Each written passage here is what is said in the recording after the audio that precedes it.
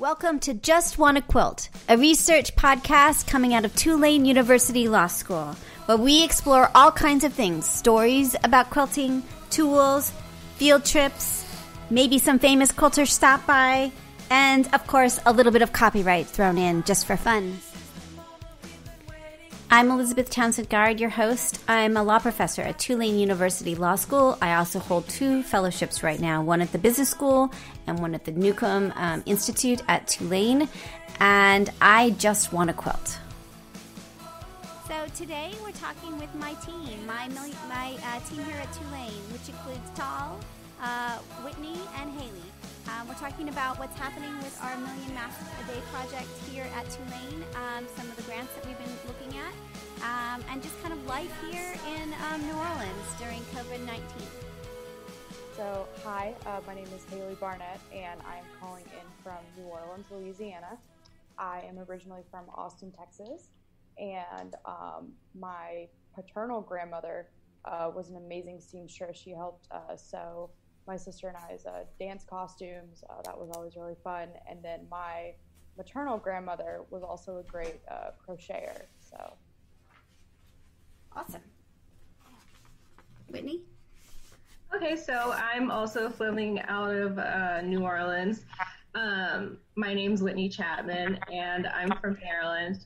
I guess my memory of anyone sewing is actually quilting is actually my great-grandmother. We have this quilt at home that she made, and I swear we've had it since before I was born, and my mom always tells us stories about how her mom and her grandmother, which is my great-grandmother, making her clothes and her sister's clothes, and how it's this story about how my great-grandmother made her a pink wool coat. And she was so excited because when she stuck her hand in the pocket, there was $5 in it. And you're rich when you get $5 when you're a kid. So that's very sweet. Cool. Todd. Sure. Hi, my name is Paul Sherman. I'm calling in from New Orleans, Louisiana. I'm originally from New Jersey, and some quilting memories of mine was that there was a local quilting club coming out of a community center from where I live in Plainfield, New Jersey, and they would collect donations like old t-shirts and blankets and stuff, and they would piece them together and have these sentimental valued materials all wrapped into one. It was really cool. That's very cool. Now, all 3 of you are working on our Million Masks a Day project, which is a joint project with JustWannaQuilt and Quilting on a Budget. And I thought we would also talk a little bit about that. Okay. All right, so what I thought we'd do today on the show is talk a little bit about our journey of what's happened over the last month. And we've all been sort of focused on this space of making homemade masks. So it started for me really early. We started to see just about the time that Tulane closed, which was March 13th, that people were starting to panic about masks not being available. And when I first started to see it and I started to put it online that I think we might have to be making masks as sewists, a lot of people were just like, shut up, that's not true. Oh, no way. Social distance. What are you? You're such a jerk, right? So it was like this kind of strange outpouring. Within the next week, people were making masks because we were being asked to make masks by medical people, by people who worked in senior care facilities, by people who worked at animal shelters. Like there was all these people that needed masks, and so we started to make them. We saw that the quilting community, it took them a little longer. They lagged behind. So I would talk with my connections there and ask them what they were doing, and they weren't quite there yet. They didn't quite see what was happening, which I thought was really interesting. It took them about a week into our week, so maybe it's week 2, that there was some sort of movement of videos and people recognizing it. It really has only been in the last week and a half where we've seen a huge ramp up in the quilting industry. So with that, we started Million Masks a Day, which is our joint project with Quilting on a Budget and JustWannaQuilt. And the idea behind that is a place to have a conversation about what's happening. It's aspirational. It's not that we're making 1 million masks a day, but it's the idea that all these regular sewists out there are making masks. And then Tall came on the scene. So Tall, tell us what happened. Tell us your part of the story. What happened with your part of the story? Sure. So I had seen a lot of homemade mask making campaigns start to pop up all across the country. And a lot of the CDC guidelines and hospitals were urging residents to take this non-traditional route and to sew face masks from home and DIY, and they were calling upon quilters and sewists and all these people. So I thought it would be great to partner with the Quilting Army crew to try to coordinate some kind of system to do this. And the New Orleans community is doing their part to help out, even though a big majority of us are facing these financial insecurities. But we're shifting a lot of local businesses towards these materials that we have to get. Totally. So we had a really nice story done on, so Quilting on a Budget is run by a man named Seth Hackler, who is, drives a truck and is a Republican. And we become great friends, and I'm a pink-wearing feminist quilter pink hat-wearing, who started JustWannaQuilt. And not that you have to be that to listen to the show or be part of our group. But when we got together, the law school did a story on us because we're kind of an unusual pair. And that got a lot of attention. That got picked up by the main campus and by admissions and by others. And so I think that's how you found me, right? Was through that story? Yes. So I actually got an email from Newcomb Tulane. They sent out those updates. And within that email, there was information about an extended grant deadline, which caught my eye, and also this Million Masks a Day Facebook page. So I put the two together, and I wanted to work with it. It's so great. So you and I worked on a grant, and we got a grant from the Newcomb Institute to order more fabric and to help. That one's really focused on the 7th Ward and other sort of other small. It's a small grant, but it was sort of to buy fabric and to buy resources so that we can keep making masks. And we were successful on that one. So that was fun. Yeah, how did you like writing the grant? What was the grant? How did you had you written grants before? No, this was my first intro into writing grants. It was actually really great. I learned a lot about the quilting community as a whole. I wasn't super familiar with, all the little pieces that went into it, but the Beecher Church Quilting Group in the 7th Ward is an amazing group that I'm glad to be, contributing to in some way. They're like the best group. They've adopted me. Our Just Wanna Quilt and Beecher, we have a very strong partnership, so we work a lot together, and they're my favorites, mostly because they run the gamut. This is a group of maybe 30, mostly are all women who are every level of quilting, from very beginners to women who are winning prizes and getting commissions from major companies to make quilts. And they all quilt together, and they're incredibly generous. They also do they make quilts every year for the foster kids in New Orleans. So at Christmas time, they have over 100 quilts that each kid in foster care gets a quilt from them.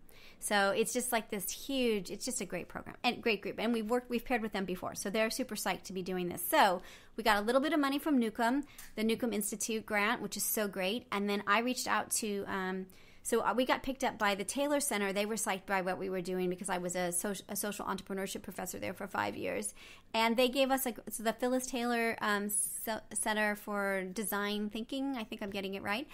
They also gave us a little bit of money. So it was great. So we got a nice little pot of money to start. And then we also reached out to Jaftex, which is Free Spirit, Blank, a whole bunch of fabric companies, and they are working with us to give us a reasonable price for fabric so that we can donate the fabric to people. So that was the first part. Then Whitney came on. Whitney has experienced she is helping us. Tell us, Whitney, what you've been doing, and you have more to do because I've just washed a bunch of fabric. So I reached out to Dr. Townsend during my spring break, which was last week, after reading about the Million Masks a Day project from the Tulane Law article that was sent out to us. And I was really inspired because I was just starting spring break. We're obviously all social distancing, and I wanted to do something with my time. And when we went out of school, I actually set out to make my own quilt, even though I'd never known how to do that before. We were told, I promise you, we will make a quilt together. Once this chaos is happening, we will make a quilt together. Of course, yeah. And then while I was sitting there and I was hand sewing patches together because I can sew by hand very well, but I don't know how to use the sewing machine. And then I was sitting there and I was like, why don't I be more useful? And I had already known about the article that was sent out about 1 million masks a day. And I had read about some essential workers in the lower ninth ward. And I just decided I needed to start making masks. So I reached out, and since then I've just been cutting fabric like none other. Right, like craziness. And then that goes on to other people. Right. So we'll get you sewing soon. But you kind of shifted. So we have a bunch of volunteers, and Judy Walker and Joel Sellers are really on the front lines of this. And you helped them by cutting a whole bunch of fabric so that part wasn't done. And that started us thinking about how we make masks more efficiently. And so let's bring Hayley in, and then I want you all to be talking about sort of what you've been doing with the public health kids. But Whitney has been like, we have been sort of strategizing about like, well, do you do it? So tell me a little bit more about what your thinking is as you've been sort of, Whitney, on that side of it. The production of masks? Yeah. So I've been thinking that as we gain volunteers, the production of masks could sort of be sectioned off into the steps in the process, and you could have maybe smaller individual teams to complete each section. Like one section does the cutting, one team does the cutting, one team does the sewing, and so on and so forth, and passing on to each team so that at the end, almost like a production line. Right, exactly. Right. So, right. And there's ties to be made, and then there's the delivery to the different groups. And we've been working with a bunch of groups. We're just finishing up a pediatric at Tulane. There's a pediatric center that focuses on immigrant families that are at risk. So they're giving them food and diapers, and they also wanted to give them masks. We also did a huge amount for one of our local newspapers here for their reporters and their photographers. And we've also been doing smaller projects. So yeah, so that's been really interesting, and I'm excited for us to keep going. And now we're just kind of in a holding pattern because we're waiting for more fabric to arrive. So that's then it's going to be like an onslaught of craziness. But so yeah, so Hayley, let's bring you into this conversation. Tell us what your part of this is and sort of what's been happening over the last week or two. Yes, so I am in my last semester of law school, and I signed up to do directed research under you. And I was going to kind of extend some research that I had done last semester on family businesses. But then the course of the world really changed, and I was like, I kind of want to shift to do something more topical. And I thought, what better than to look at what people are doing, regarding all of these masks. There's a ton of information out there. There's tons of tutorials and videos and all of that, which is amazing. But I kind of wanted to distill down what people are really doing, what kind of the most effective mask is. This virus itself is evolving every single day. Right. And so you did what I was really like, but the first part of it was there's so many patterns out there, and everybody's freaking out. So I asked you as a law student, what law students do is research, right? That's you have to research all kinds of weird things because your case is about something. So this is right up your alley. And so tell me what you found with the masks. Now again, this is not legal advice, this is not medical advice, but from your reading this week, what did you find, and what do you think the state of masks are at this moment?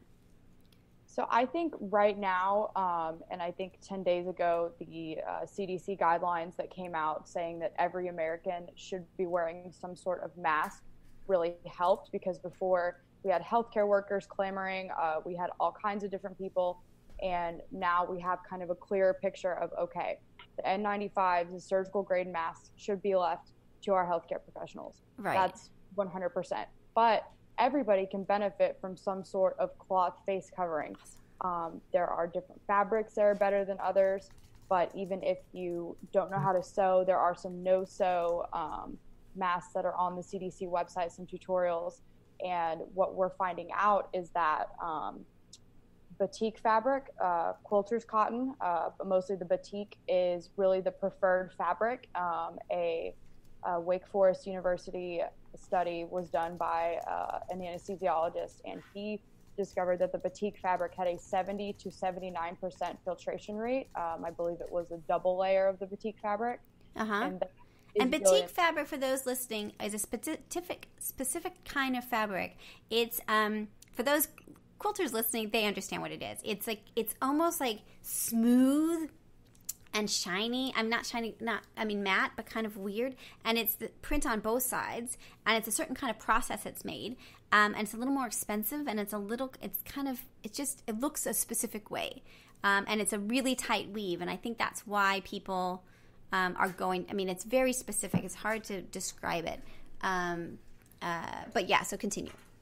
Another thing that people are doing is they're asking, kind of going back to the filtration rates, they're wondering what the best kind of filter is. And we've seen just floating around the internet, people are using air conditioning filters. They're using vacuum bags. Which is totally scary. At least personally, that's not what they're for. And you may be breathing in. So we're not advocating that at all. That's what was freaking me out. So what did you find in terms of if people can, what should they be putting in? So what I've found is that you should stay away from the commercial, like the vacuum bags, the air conditioning filters, because it's like, yes, you want to keep bad viral particles out, but we don't know what particles are in those vacuum bags. And it's like, we may be putting this in, and it may add to a bigger problem, if that makes sense. So people have been using the coffee filters, although they are kind of flimsy and they can move around a little bit, especially if you make a mask that has a filter pocket, which I think more and more people are doing.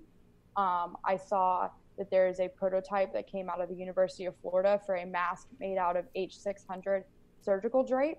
Right, which is so interesting, right? And that really got our attention, was this H600 surgical drape, which is now nearly impossible to get. We've been trying. And what you do, you have the two pieces of fabric, and then you put the filter inside of it, so you can take it out to wash it and all of that. So tell us a little bit more about that. It's N600. It's by, what's the company? It's H600, and the company is Halyard, Halyard. And I had just been looking up this H600 material, and I found on Facebook a group that's kind of like ours, Million Masks a Day. They are making masks for the healthcare workers in Northwest Indiana, and they are the ones who kind of pioneered this, putting the H600, cutting up the H600 and putting it into the filter pocket of the mask. And like you said, it is now very hard to find, almost impossible to get. Right. But for healthcare professionals who are really, really, really lacking any sort of options for PPE because the supply chain has been completely disrupted. It's a mixture of a lot of the factories in China, and then hospitals order their PPE according to last year's needs. And nobody could have, I know, isn't that crazy? Yeah. Nobody could have predicted this. And so that's why there's such a major shortage. It's a disruption in the supply chain. It's the supplies, the demand is exceeding the supply. Yeah. And for healthcare workers, especially, the cloth mask with the H600 has been found to be a pretty good substitute, although it's not the best. And like I said, people really need to refrain from using the N95 masks and the medical grade surgical masks. And the vacuum cleaner bags. Don't do that. So, so what we've been doing, at least the pattern that I've been working on is it has two pieces of fabric, and it's got a little pocket. So you can put in, then the idea is that if you give them to people, they can put that in their own filter. And the filters that we've seen, as you said, are this N600, but you can also put in anything that's non-woven. So you can sort of be experimental in terms of your own idea, but the idea is to put a non-woven piece, have two pieces of woven fabric and a non-woven filter that can be removed. And again, we leave that up to the individual to make sense. So if you're giving them to healthcare workers, they often have access to one of these pieces of N600 at work, and they can cut it up and put it in the mask. So we've gotten to the policy of we don't provide the filters, we provide the masks. So now we're in week 5, I guess. Like the week 5 has been crazy because week 5 we saw a run. Everybody needs a mask. Everybody needs a mask. So like every single person I've ever met in my life is now suddenly asking for masks, which is very funny, which is totally okay. I'm okay with that. People are selling masks and groups like the public health are having grants for students. So now we had this whole new thing of I don't know how many public health groups did we talk to this week? Maybe 5 or 6. I just had another one reach out today. So there's a $25,000 grant that they're all competing for. I think there's only one grant. I don't know if there's more than one. So that's the other thing is I thought that was interesting. So tell us a little bit about, you all have been working with them more than I have. Tell us what's happening and sort of how that experience has been with kids that are public health students that suddenly have to understand about mask making. It's a very interesting kind of like, it's been an interesting week. So Todd, you've been on the front lines, you all have, but tell us a little bit more about what's been going on. Yes, so we're working with a group of MD, MBA students and an MD, MPH student, and we've compiled this kind of project to focus on the diversity and the creativity that is home to New Orleans. A lot of the people that have lost their kind of financial resources are making masks now. So we're starting this project to make this gig economy back up and running. And we're utilizing the mask making to kind of set us apart from the other projects. And the grant is due today, so we'll see if they get the grant. We also saw other people with grants. So that's the major one that we've been working on. I don't know if Haley or Whitney, if you have other people, they've all come out. It's really interesting, the different ones. Yeah. Yeah, there is a grant. It's by Emergent Ventures, I believe. Mm-hmm. And that's what Chris Oliver and I talked about was that grant. Yeah. And I think that's kind of after this public health grant is the next step is to apply for. Next. Yeah. Yes.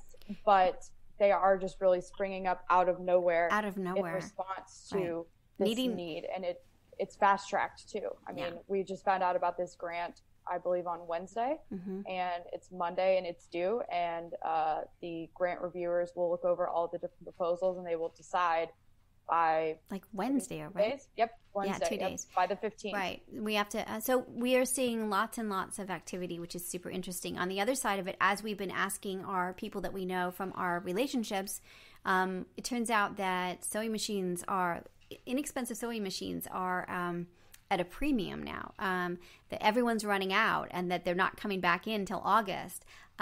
There's just a lot. And as you start to think about like these budgets of like, what do you need to sew? It's been really interesting because we did a budget for them. And then I think last night I was like, wait a second, they also need irons and ironing board and starch. Like we forgot about that part. So it's funny if you're thinking about those people who have never sewn before or don't have sewing materials at home, like how do you get them up and running? And so we also saw, I don't know, as I said, we've seen 5 or 6 groups that are applying for various amounts of money to, and as part of it, mask making. So we'll see if we're helping them. But we have shifted.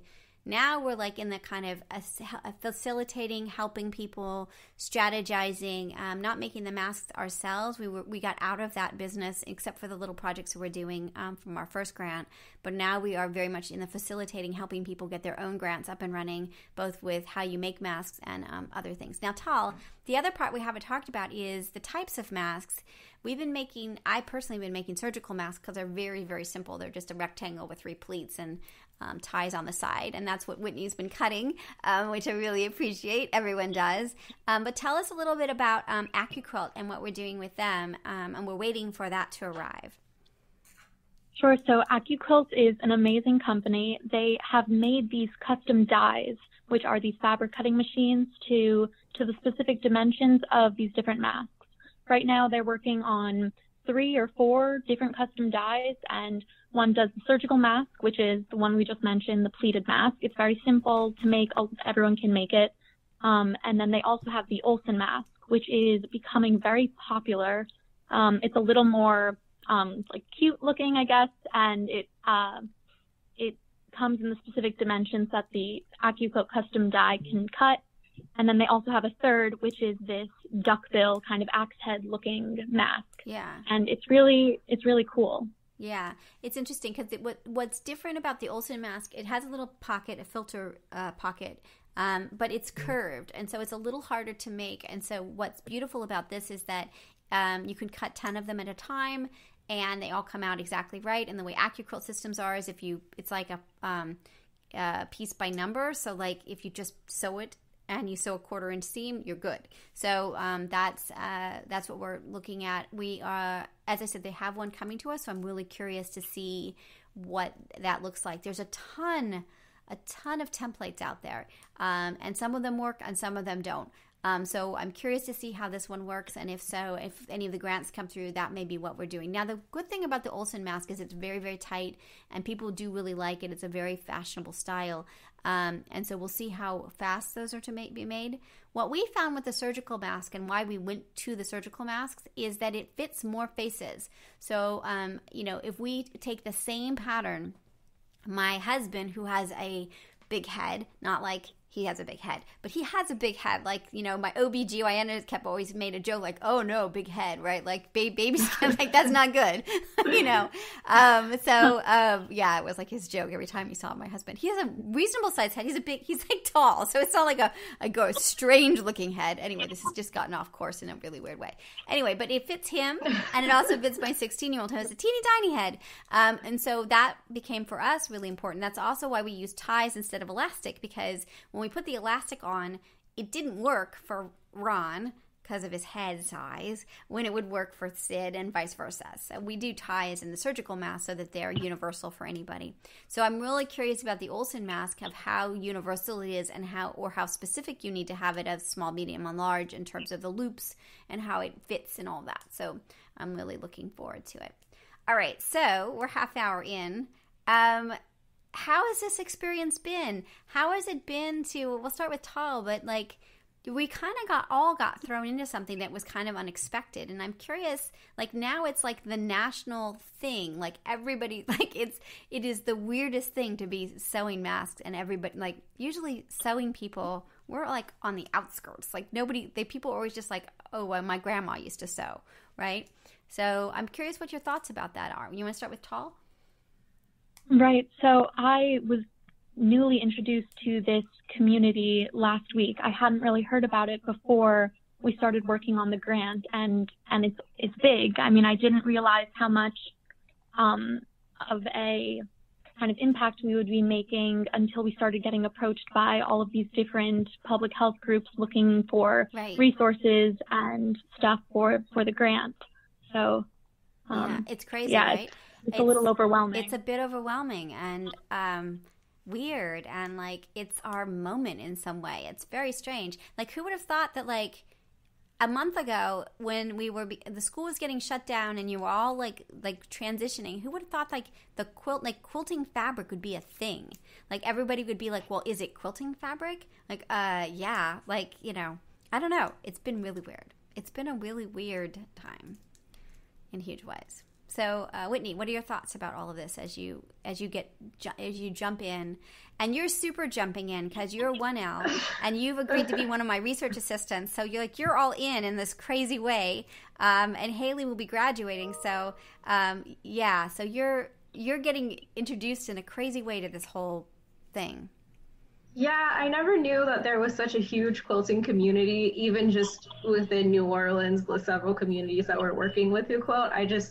I had no idea that it was so big. And aside from that, it's been a whirlwind, but it's just been super rewarding because it makes me feel better about everything going on to know that I'm at least trying to help. And I feel, and even with the virus and staying at home, feeling like I'm involved it makes you feel better about everything going on. And with this most recent grant, just talking with one of the people that we're focusing on, it just really, it warmed my heart so much. And he was so thankful. And he's had people, he's honestly been recognized from people like Mark Zuckerberg to Ellen DeGeneres and Barack Obama. And nobody's reached out to him or his community in New Orleans to try and help them out with all that's going on. Well, let's make sure that's craziness. Well, let's make sure even if this grant doesn't happen that we do that, because that we don't want people left behind. Of course, and it was just so rewarding to know that I am helping. Yeah. Because these are just, as a law student, these are like career goals for me almost. Yeah. Yeah. So one of the things, and Hayley knows this from being in my classes, is I'm a big believer in a concept, and I'm actually writing a paper. That's my paper I'm writing for my sabbatical, is on immersive research. And immersive research is different than clinical research. It's different than simulation in classes. It's that you are the thing that you may be representing at some point. So if you're going to we start companies, we do projects, we do it so that we understand. We do giveaways. We did a giveaway once. We do the thing that we would be representing someone, so we better understand sort of the issues that arise. So Hayley, what's your experience been on this and in general, sort of in being, because I do feel like this is immersive and really good for students, for law students, for any student, to understand like what happens when these sorts of things occur.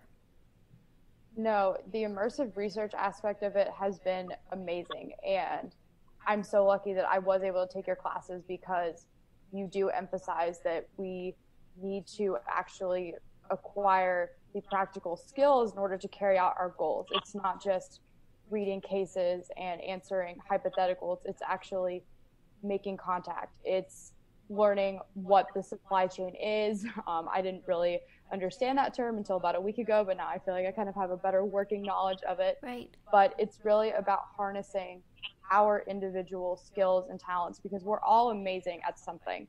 And it's really about bringing those together as part of a larger group and then making an impact. And I feel like that's something that you are really good at, is highlighting and harnessing everybody's unique goals. And then it's like we all sort of, kind of like Whitney said with the mask making, we all do one part of the assembly line, and then the finished product is something that we can all be really proud of. And I feel like that's kind of what we're doing with the grant writing and talking to other people from amazing backgrounds. Like, I had no idea you could get an MD and an MBA, and that's what one of the public health students we're working with, that's his focus. And I just think that that's really amazing. We all do one part. I think that's a really great, and I think that happens in teams. I think it happens in law firms. This is sort of the way we often work, but we don't do that in law school as much. So that's really the goal. And I think it helps us be better people, more empathetic to our clients, and we sort of see the problems. I also feel like as entrepreneurs, because this often happens with entrepreneurial things, which is social entrepreneurship is what we're doing right now. It's a lot. So, having all this activity, then you suddenly think, well, what about the legal issue? Like, oh, wait, did we even think about the legal issues? And that in itself helps you understand why your client is coming to you at the 24th hour and saying, like, I need this. I need a contract. And you're like, well, why didn't you think about this 3 weeks ago? And you're like, well, there's a lot going on, right? So I think that helps understand a little bit more about why your clients come to you in the state they're in. Because it's sort of the nature of all of this. Yeah. For sure. And I think another cool thing is, and it's, I think, definitely a parallel to what's going on, World War II. Knitters were really the people who were on the front lines. Right. World War I. Yeah. World War I and II. Yeah. We had knitters and quilters and people doing their part. And I feel like the quilting community, especially here in New Orleans and all over the world, is really mobilizing to do their part. Yeah. And I think it's really cool to be a part. It's history, and we're living it. That's such a crazy. Yeah. That's just such a crazy comparison. I was cutting fabric for like hours one day, and my roommate walks by and she's like, "How's it going?" I'm like, I feel like I'm helping the war effort. Right. Exactly. Very, very funny. Yes, it's totally true. It's ridiculous. And Tal, so I think let's just shift before we end. Sort of tell us a little bit about who you are and what your dreams are, and also what happened when the university shut down. How was that? Sort of tell us a little bit about. I know that listeners will be really interested to know sort of what your experiences are now and what's going on. So Tal, let's start with you. So I'm a senior at Tulane, and we were supposed to be graduating in May, but I think commencement might be called off. We're not sure just yet. But it's been weird shifting to online classes in the last semester, and there's this. I'm still staying in New Orleans, but there's a weird energy in the air among the undergraduates that have stayed of just like uncertainty. And I mean, this project has been very grounding in a sense, because I'm really connecting with the community around me, even though I can't tangibly go anywhere and touch anything. But it's been very weird. I mean, we haven't, this situation is unprecedented. Like, it's weird. But for the future, I'm majoring in neuroscience and chemistry, so I'm trying to get into the healthcare field in some way, and I'm hoping that this community engagement project is kind of an introductory, step into the field. Yeah, I think and it's I'm really great. glad to be working. It must be really fun to be working with the MD and PH students as something that sort of thinking through what that is. Yeah, it's really, really great. I'm so excited. I'm so excited you're on this, Tal. I mean, it's really awesome, really, seriously. I mean, you got us going in a really different direction. We would never have, applied for the grant had you not come and done that. And it just shifted everything in a really interesting way. And so I appreciate, it was really fun working on it with you and writing with you. And you just really, and I'll say this publicly, I would love to write a letter for you when you apply for your programs, because you've just been... Thank you. Amazing. You really just jumped in, and you're fun to work with, and you produce things in amazing ways, and it's just been great, right? Don't you think? Yeah, it's just really, we love you, Definitely. Tal. It's been a roller coaster, and we've only been communicating. We've never actually met in person. Right, We've been communicating via Zoom and phone calls, and I remember hounding you when we first started this project. You've got to do that to get my attention. Yes, right. You learn quickly. Great. Yeah, it's awesome. I've loved working with everyone on this project too. It's a great team. It is a great team. I have the best team. I'm it's the best. The three of you are just the best team ever. Not that my other teams weren't great, but this has just been really a crazy jump in, what can people do kind of thing. As I said, Whitney keeps picking up fabric, and she's never been do I have to cut more fabric, right? Even that, I'm oh. Anyway, I was gonna say about Tal, when you connected me to Tal and told me all that she was doing, I thought that she was a graduate student or someone who had already finished law school and had just working with you, because she is just so professional, so on top of things. I know, right? And always getting things done. Yeah. And I was when she told me she was an undergraduate student, I was like, what? Yeah. I was a child running around when I was Yeah, you're amazing. All right, Whitney, tell us about tell us a little bit about your experiences as a law student. You're a 1L student. So with 1Ls, for the people that are listening from JustWannaQuilt, 1L students it's really a hard year. It's like a boot camp, but a whole year of it.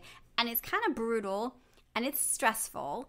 And your 1L year has been interrupted by suddenly going online. So I'm curious how the 1Ls are doing and how you're doing in this strange situation where everything shifted. It's definitely a little hard to stay focused, so to speak. A lot of my friends and we kind of joke all the time. We're like, oh God, we're turning on cruise control and we have to turn it around. And I don't know, just becoming a part of this project has, like Tal said, really grounded me, because I'm like, okay, I have to finish this assignment because I have to get back to work for the mass. Yeah. And it's a little bit more of a motivator, because for me, at least, my background, I did government and history in undergrad, and I focused on Black women's issues and also human sexuality. And this project kind of falling into my lap and snowballing the way that it has kind of helped me figure out where my niche lies in a way. Because especially when you're a 1L and you're in your doctrinal classes, you're just thinking oh my God, what who cares about torts? Right, exactly. Yeah. I get it. It's interesting because these issues have become, at least in New Orleans, across racial lines is really interesting. 70% of the deaths are African Americans. It's hitting African American communities in more ways. The population that is sewing are women across the country. So, I mean, there are some men. Obviously, there are men. But the majority are women. And so, yeah, I think it would really – and then also the relationship of government to the crisis is really interesting. So we have to work some more on that because I think that would be really interesting. I see this turning into a bigger project, and so we should chat more about what that project is. One of the things I want to start to do, I've just been talking with one of our colleagues, my sewing colleagues, Edith Gross, is asking people to send in masks very systematically so we could do an exhibit and a book and other things that sort of, we need the historical record of who is sewing, what's happening, what communities it's going to. And I think that's what we have to sort of pivot to in terms of what we're doing now as people are sort of, as the mask thing happens. So I would love that as part of what we do together. Yeah, and just the history side of it also, just that, like, it's very easy for me to kind of see why things are the way that they are. Yeah. And then intersecting lines that connect everything. Yeah, hugely. And I think we need to do more work on that. My PhD work is in cultural history, and I did the culture of catastrophe, particularly war and particularly families, sort of care packages and other things, and people sewing, all the sort of the people that supported troops, sort of their stories aren't always told. And so this is strangely weird for me to be like living it after having studied it for so long. So yeah, I think we need to do some more work on that. All right, Hayley, you are 3L, and you are probably freaking out on lots of different levels. You're supposed to take the bar. You're supposed to get a job. You're supposed to leave. So how are you feeling? How's the 3Ls? What's a 3L world look like right now? Oh my God. It's so funny because I was freaking out about what happens next. Where am I going? Which bar exam am I taking? Am I staying here in Louisiana? Am I going back to Texas? What am I doing? My boyfriend and I have been together. He's also a law student for about 2.5 years now. We were also discussing what our next steps were. And it's like, the pandemic, boom, everything got super fast-tracked. Both my roommates, they went home to be with their families. They were law students as well. And I was not going to be able to make the rent on our house by myself. So I had to kind of move in with my boyfriend a lot sooner than we ever expected. And so we're dealing with all of the challenges of that. Moving in and then not being able to leave is kind of interesting. Yes. It's funny because you don't really know somebody until you live with them. Yeah. And I think the funniest part of everything is like, nobody should ever be expected to live with anybody for a month 24/7. Like, that's just not normal, but it is what we have to do. We have to stay inside. We have to social distance. And we're kind of learning more about each other really fast, more than we ever thought possible. As far as the bar exam goes, Louisiana, which is that's the bar exam that I am going to take. I made that decision last week, so I'm excited about that. But we don't know when it's going to be. It was supposed to be in July, and the typical timeline for legal hiring is, if you're like me and you're still searching for a job, you take the bar exam in July. You hopefully find some interim position around August, something that you can just kind of make the rent, add to your resume. Maybe you find your perfect position. It's really kind of dependent on a lot of different factors, but October comes, hopefully you get your bar passage results, and then boom, you get the pretty little Esquire after your name, and you are a lot more marketable and a lot more hireable. And some states are pushing back their bars till September. Some states have canceled them indefinitely. I think the National Conference of Bar Examiners is going to make an announcement on May 5th, like for all of the 50 jurisdictions. Wow. What's going to happen. So the job search has definitely been put on hold because it's I a just mess. don't know and once you graduate, you can't work at the law school. That's what traditionally has happened because you're no longer a law student. So you're in this terrible, terrible moment of like this in-between thing that's just brutal. So I worry greatly.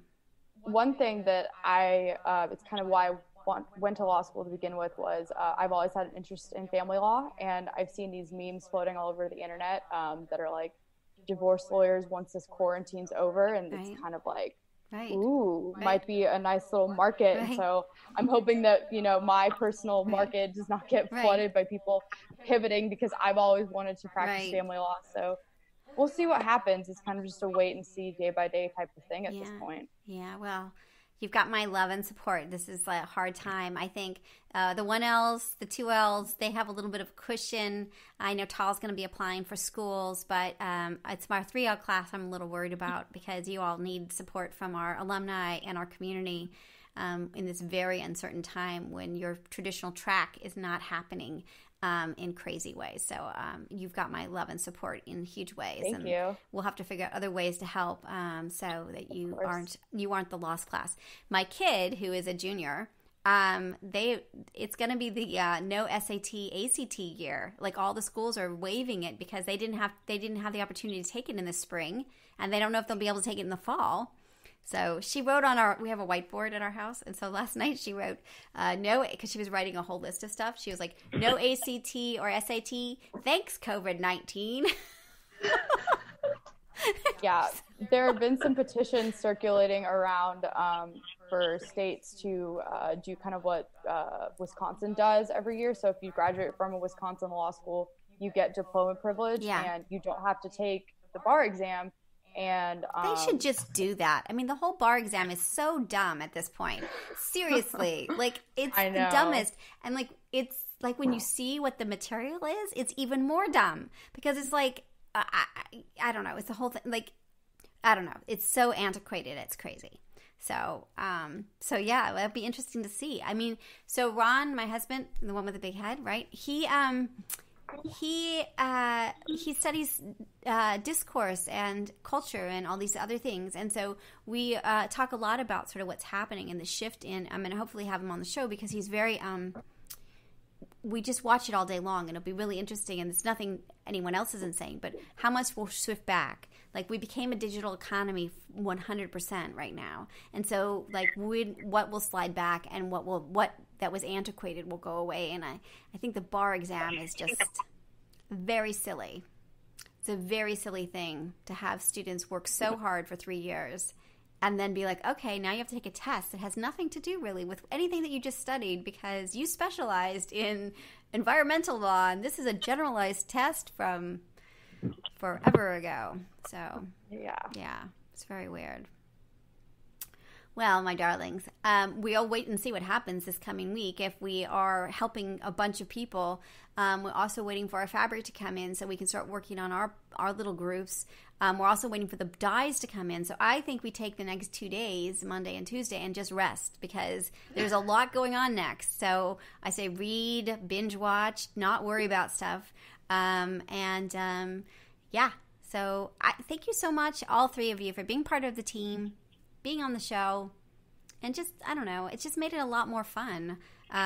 Community, we need community, and somehow that makes a big difference. To see it, but be with the three of you pretty much every day has been really just a delight, and made things better in my world. Yeah, it's definitely helped me too, and thank you so much. And it's just been great to have such a cool group of women that I can really talk to, and like a sisterhood. Yeah, totally. I'm so glad that I've gone to meet you guys through this. I don't think our paths would never have crossed if it hadn't been for the grant. It's so true. It's so true. And I'm so psyched that you got to meet whatever happens with the public health students, Todd. I think it's such a good thing for you to have connected with them and met them. I think it helps you with your thinking on your path and where you want to go and all those things in huge ways, you know? Definitely. Yeah, awesome. All right, so if you're listening to this and you're like, I want to help, you can help in lots of ways. You can get involved with mask making in your local community. You can email me and get involved that way.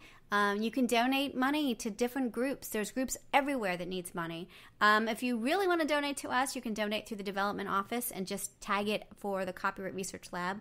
I don't know, stay safe, be good to each other. That's the most important thing. Be good to each other. Everybody's going to have a stress point. Everybody's going to have a time when they freak out, scream, cry, throw things. It's just part of it.